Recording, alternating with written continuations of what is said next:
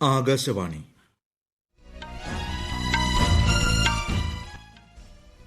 നമസ്കാരം. വാർത്തകൾ വായിക്കുന്നത് കരോൾ ത്രേസ്യാമ അബ്രഹാം.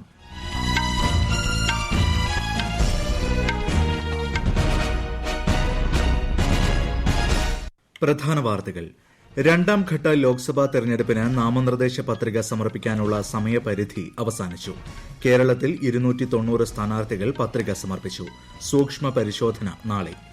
ക്യാൻസർ രോഗികളുടെ ചികിത്സയ്ക്കായി ഇന്ത്യ തദ്ദേശീയമായി നിർമ്മിച്ച കാർ ടി തെറാപ്പി രാഷ്ട്രപതി ദ്രൌപദി മുർമു രാജ്യത്തിന് സമർപ്പിച്ചു.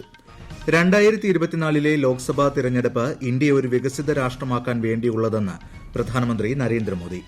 ലോക്സഭാ തെരഞ്ഞെടുപ്പിനുള്ള പ്രകടന പത്രിക പുറത്തിറക്കി സിപിഐഎം ബിജെപി പ്രകടന പത്രികാ യോഗം ഡൽഹിയിൽ പുരോഗമിക്കുന്നു. നാളെ പ്രകടന പത്രിക പുറത്തിറക്കുമെന്ന് കോൺഗ്രസ്. IPL ക്രിക്കറ്റിൽ ഇന്ന് ഗുജറാത്ത് ടൈറ്റൻസ് പഞ്ചാബ് കിങ്സ് പോരാട്ടം. ISL ഫുട്ബോളിൽ ചെന്നൈയിൻ FC ജംഷഡ്പൂരിനെ നേരിടുന്നു. വാർത്തകൾ വിശദമായി. രണ്ടാം ഘട്ട ലോക്സഭാ തെരഞ്ഞെടുപ്പിനായി നാമനിർദ്ദേശ പത്രിക സമർപ്പിക്കുന്നതിനുള്ള സമയപരിധി അവസാനിച്ചു.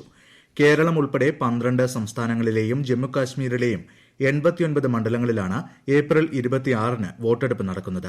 ജമ്മുകശ്മീരിൽ മറ്റന്നാളും മറ്റിടങ്ങളിൽ നാളെയുമാണ് പത്രികകളുടെ സൂക്ഷ്മ പരിശോധന. പത്രികകൾ പിൻവലിക്കാൻ ഈ മാസം 8 വരെയാണ് സമയം. കേരളത്തിലെ 20 മണ്ഡലങ്ങൾക്ക് പുറമെ കർണാടകയിലെ 14 സീറ്റുകളിലും രാജസ്ഥാനിൽ 13ഇടത്തും ഉത്തർപ്രദേശിലും മഹാരാഷ്ട്രയിലും 8 വീതം മണ്ഡലങ്ങളിലും രണ്ടാം ഘട്ടത്തിലാണ് വോട്ടെടുപ്പ്. മധ്യപ്രദേശിലെ 7 സീറ്റിലും അസമിലെയും ബീഹാറിലെയും 5 സീറ്റുകളിലും പശ്ചിമ ബംഗാളിലും ഛത്തീസ്ഗഡിലും 3 വീതം മണ്ഡലങ്ങളിലും രണ്ടാം ഘട്ടത്തിൽ തെരഞ്ഞെടുപ്പ് നടക്കും. മണിപ്പൂരിലെയും ത്രിപുരയിലെയും ജമ്മുകാശ്മീരിലെയും ഓരോ മണ്ഡലങ്ങളിലാണ് ഏപ്രിൽ 26-ന് വോട്ടെടുപ്പ്.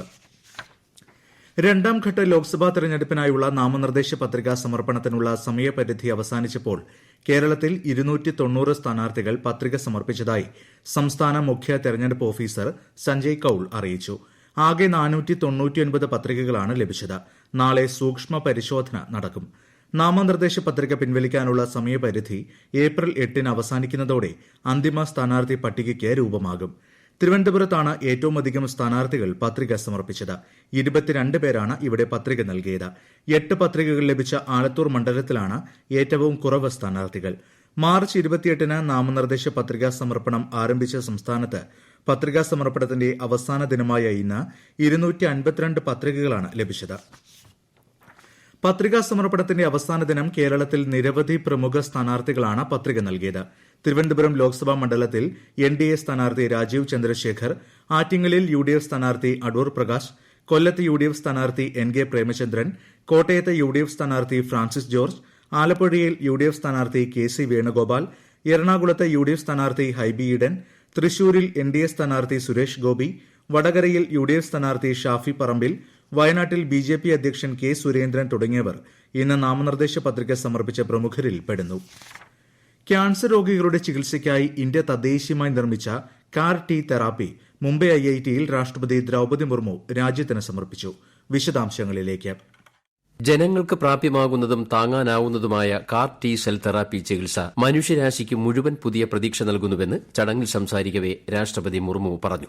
എണ്ണമറ്റ രോഗികൾക്ക് പുതിയ ജീവിതം നൽകുന്നതിൽ ഇന്ത്യയിലെ ആദ്യത്തെ ജീൻ തെറാപ്പി വിജയിക്കുമെന്ന് രാഷ്ട്രപതി പ്രത്യാശ പ്രകടിപ്പിച്ചു. ഇതിലൂടെ നൂതന വൈദ്യപരിചരണത്തിന്റെ ആഗോള ഭൂപടത്തിലും നവീന സാങ്കേതിക പ്ലാറ്റ്ഫോം സ്വന്തമായുള്ള രാജ്യങ്ങളുടെ പട്ടികയിലും ഇന്ത്യ ഇടം നേടിയെന്നും രാഷ്ട്രപതി പറഞ്ഞു.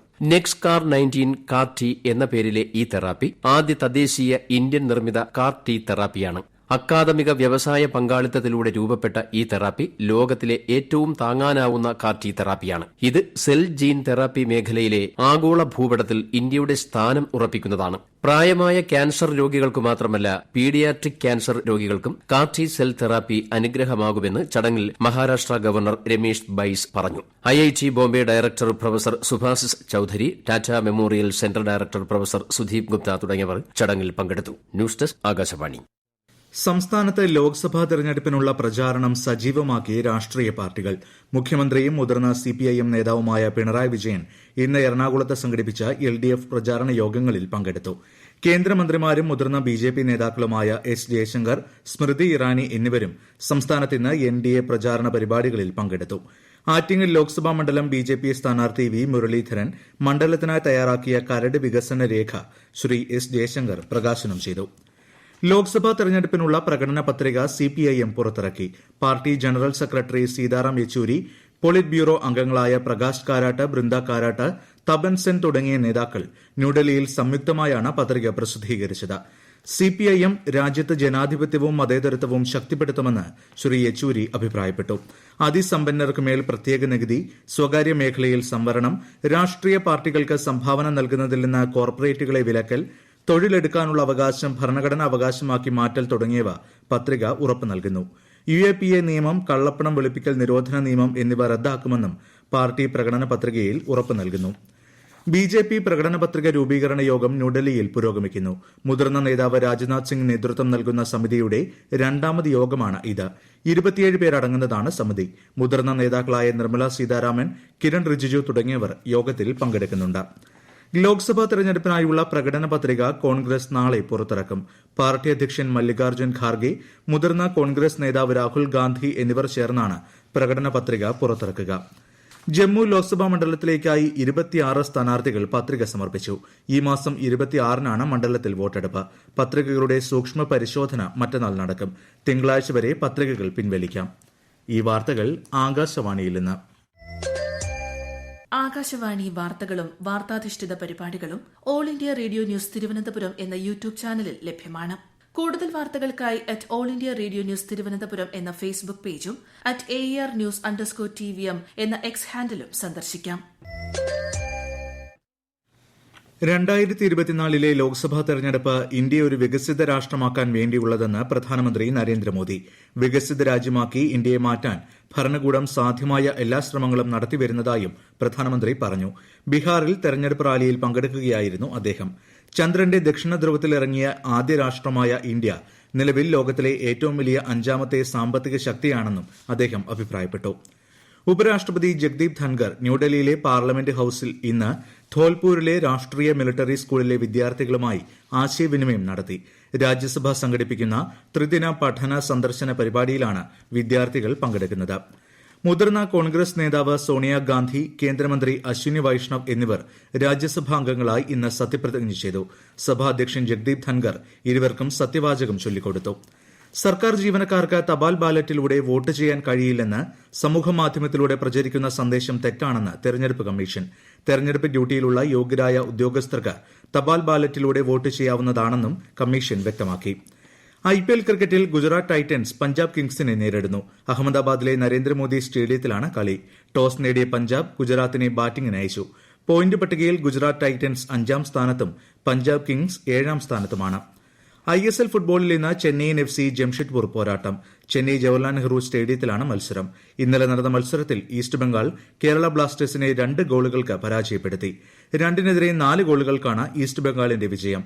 ഈ വിജയത്തോടെ ഈസ്റ്റ് ബംഗാൾ പോയിന്റ് പട്ടികയിൽ 7ാമതെത്തി.